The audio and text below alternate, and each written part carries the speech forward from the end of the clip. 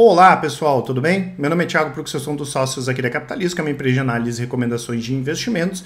E como é tradicional às sextas, vamos fazer mais um Barganhas da Bolsa, dessa vez a nossa série Barganhas Osciladas. Deixo claro o convite para quem não é inscrito se inscrever no canal e para quem gostar do vídeo dar um like e compartilhar. E lembrando sempre, né pessoal, quando a gente fala de barganha, de cilada, não é oscilada, não peguem pelo um termo pejorativo, a gente respeita quem gosta das empresas, quem trabalha nas empresas, mas é mais só para trazer uma avaliação daqueles ativos que no momento a gente, os nossos analistas não acham tão interessantes assim. Lembrando que não é recomendação, né pessoal, o fato da gente gostar de uma empresa não quer dizer que tem recomendação de compra, da mesma forma que o fato da gente não gostar que tem recomendação de venda e vice-versa, tá?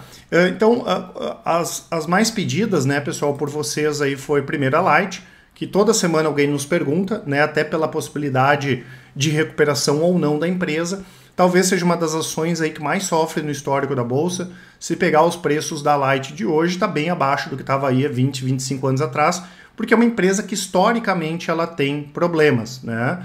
Hoje a Light chega a investir aí, dos investimentos totais dela, 20, 25% vão só para a questão de combate a gato, né? É bastante complicado nesse sentido. Tem dívida alta e historicamente ela tem problema, né? Então isso já é um ponto que vai contra aqui a Light, né? Eles tentaram recentemente fazer mais uma reestruturação, inclusive, capitaneada pelo Ronaldo César Coelho, irmão do Arnaldo. Inclusive eles contrataram aqui alguns ex-executivos da Equatorial, que é uma empresa que tem esse histórico aí de conseguir fazer turnarounds, de fazer reestruturações em outras companhias. Mais uma vez os resultados da Light foram fracos em 2022, como eu falei, uma dívida muito alta, e ela tem muita coisa para estourar no curto prazo, ou de maneira positiva ou de maneira negativa. Recentemente assumiu o novo CEO da empresa, ele descartou a recuperação judicial, disse que a empresa está num ponto de virada, descartou a empresa devolver concessões, mas tem concessões aí que tem que ser renovadas já num curto prazo, quando a gente fala do setor de energia, tá? E sempre tem aquela, vai renovar, não vai renovar, não renova, tem multa, enfim. A gente entende que é um risco muito grande, principalmente comparando a qualidade do setor, né? Claro que a gente olha um PVP 0,27, chama atenção, todo mundo quer comprar não só boas empresas, mas se a gente puder comprar uma empresa que tem potencial de recuperação e que tem múltiplos baixos é interessante, mas a gente entende aqui que o risco é muito elevado. Tem ativos, eu já comentei, como por exemplo a Celesc, que tem chance de ser privatizado, pode vender outros ativos, enfim, que tem um potencial talvez um pouco menor, mas tem bem menos risco. E para a gente aqui o setor elétrico é um dos melhores da Bolsa, e por isso a gente coloca a Light como cilada, por ter alternativas com risco menor, tá? Mas para quem acredita em reestruturação, recuperação, pode ser uma boa. Temos aqui a Equatorial, que como eu falei, historicamente, ao contrário da Light, ela compra ativos problemáticos e consegue deixar esses ativos ganhando dinheiro, talvez junto com a Lupar e Engie, as três sejam as melhores empresas em termos de gestão do setor de energia, do setor elétrico. Divulgou bons resultados trimestrais, o lucro subiu em torno de 19% em relação a 2021, quando a gente compara com o quarto trimestre de 2022, e mesmo assim, pessoal, tem aquisições, tem um endividamento que no curto prazo acaba deixando o múltiplo da Equatorial mais elevado, o PVP 1.8, o PL 22, o yield baixo, e claro, muita gente diz, mas as outras empresas do setor elétrico são melhores, tá? Em termos de múltiplo. Em termos de gestão foi o que eu falei, não é uma cilada, pelo contrário, é barganha se a gente for pensar pela qualidade da empresa, e basicamente esses números tão altos, esses múltiplos, porque os resultados estão achatados, e mesmo assim a empresa acabou divulgando bons resultados no quarto trimestre do ano passado. A gente não pode esquecer que recentemente, no final de 2022, eles fizeram uma aquisição muito grande de um ativo muito bom, a parte de distribuição da Celg de Goiás. Só ali tem mais de 3 milhões de pessoas na região centro-oeste. E o que acontece, pessoal? Esse ativo tem tudo para se tornar a joia da coroa aí da Equatorial, já que a Equatorial sempre teve ativos problemáticos e conseguiu fazer esses ativos ganhar dinheiro. Imagina pegando um ativo bom como esse aí da Celg, tá? Então a gente imagina que com a integração dessas aquisições feitas recentemente, com o trabalho que eles vão fazer com a Celg, a gente vai ter revisão tarifária no Pará, no Piauí, no Amapá, Goiás também vai ter revisão tarifária. 2023 é um ano, especialmente na virada do ano equatorial, deve divulgar resultados melhores e considerando o preço atual da ação, um PL desse aqui, por exemplo, pode cair pela metade, né? Faz muito mais sentido a gente fazer uma projeção desse PL, entendendo que ele está alto por questões momentâneas, vamos dizer assim, né? E fazer uma projeção desse PL, isso deve fazer com que o yield da empresa aumente também, tá? A gente não considera uma barganha em função de ter ativos mais baratos no setor elétrico, mas de longe é uma cilada, né, pessoal? Bem capaz aqui, bem capaz, né?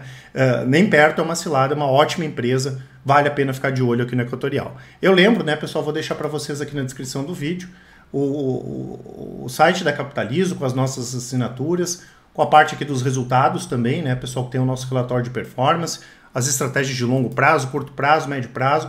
Querem conhecer qualquer uma delas, é só clicar. Carteira de dividendos, vai explicar lá como é que ela funciona, tem o vídeo, os resultados, tem o yield e tudo mais. Vocês podem acessar e eu lembro, né, pessoal, hoje, de longe, a Capitalizo aí tem os melhores resultados do mercado. Podem comparar e me cobrar. Comparem com gestora, com as carteiras de vocês mesmos, com outras casas de análise, vocês vão perceber a diferença, tá? E também vou deixar esse cupom que dá até 35% de desconto nas nossas assinaturas em função aí do aniversário da Capitalizo. Voltando aqui para a lista, né, pessoal, os Minas, né, na nossa avaliação e quando a gente compara com Gerdau e CSN, eu já falei isso algumas vezes, mesmo, claro, as empresas estão fazendo a mesma coisa, a Uzi Minas tem uma posição mais frágil, né, porque a parte de exportação, ela exportava muito para a Argentina, ela não tem, por exemplo, a parte de minério tão importante como tem a CSN, não tem a diversificação como tem a Gerdau. A Gerdau é forte no mercado americano de aço para construção. Claro que são aços diferentes aqui,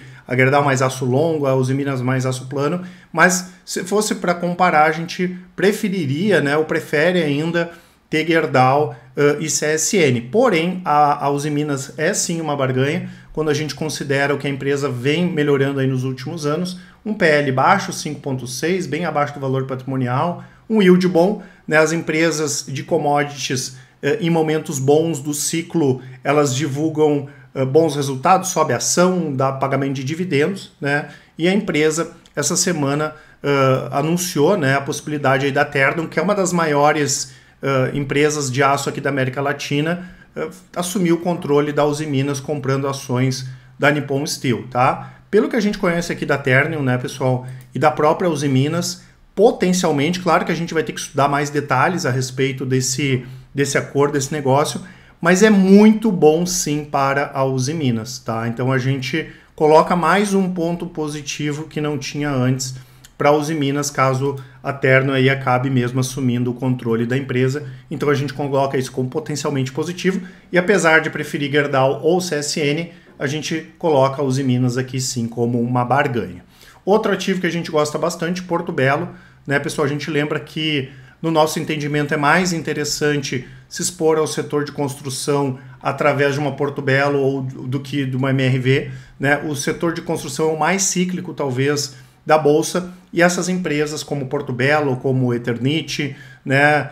Mas a gente pega uma Porto Belo, não é só novas construções, é a parte de reformas também, né? E além disso, eles têm uma capacidade maior de repassar preços, eles têm diversificação internacional, como é o caso da Porto Belo, nova fábrica nos Estados Unidos, e a Porto Belo divulgou resultados bons, a receita caiu muito pouco, e hoje a gente pega a Porto Belo, está na parte mais baixa do ciclo, né? Então quando a gente fala de ciclo de construção, hoje é a parte mais baixa, né? A pior parte, e mesmo assim a Porto Belo divulgou resultados operacionais bem interessantes, tá? A empresa é muito lucrativa, o endividamento dela poderia ser um pouquinho menor, mas está ok, né? Tem as lojas próprias aqui no Brasil, que é um modelo bem interessante também, as lojas aqui no Brasil, que é um modelo bem interessante também de crescimento, e como eu falei, né, essa questão do mercado externo.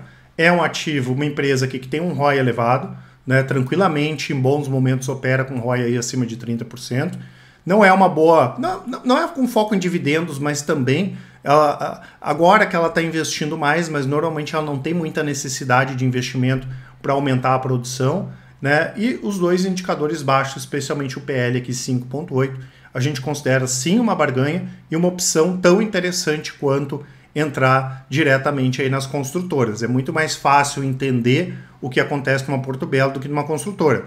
A gente pega o próprio exemplo aqui da MRV. A MRV vinha divulgando resultados bons, né, principalmente na operação lá nos Estados Unidos, mercado interno, enfim, e alguns trimestres a empresa começou a divulgar prévias operacionais fracas, resultados trimestrais fracos. Nós tivemos queima de caixa, né, em praticamente todas as prévias aí que foram divulgadas, né, o endividamento da empresa acabou aumentando também, e com o juro alto a gente já sabe, né, os resultados não foram nada positivos aí nos últimos trimestres, tá? A empresa vai, pelo que tudo indica, focar bastante para desalavancar agora, né, que não era uma coisa que a gente esperava se a gente estivesse falando da MRV há um ano. O investidor tem que entender que as coisas mudam também, elas podem mudar para o lado positivo, podem mudar para o lado negativo também. Ninguém está falando em quebrar a empresa, nada, né, pessoal? Porque a MRV é uma empresa boa, é uma empresa sólida, mas realmente nós tivemos vários problemas. Tem questões positivas, como a questão de Minha Casa Minha Vida, né, a questão que também, aparentemente, a empresa não tem muito mais para onde piorar, mas nos assustou um pouquinho, sim, os últimos resultados trimestrais, tá? A gente tem uma exposição muito pequena no setor de construção e, como eu falei, a gente prefere ativos como, por exemplo, a Porto Belo, né, para se expor ao mercado aí de construção, tá? Então, por isso, hoje a gente colocaria a MRV como uma cilada, porque tem alternativas mais interessantes. Se a gente pegar os múltiplos e operacionalmente a MRV comparando com ela mesma, é uma barganha.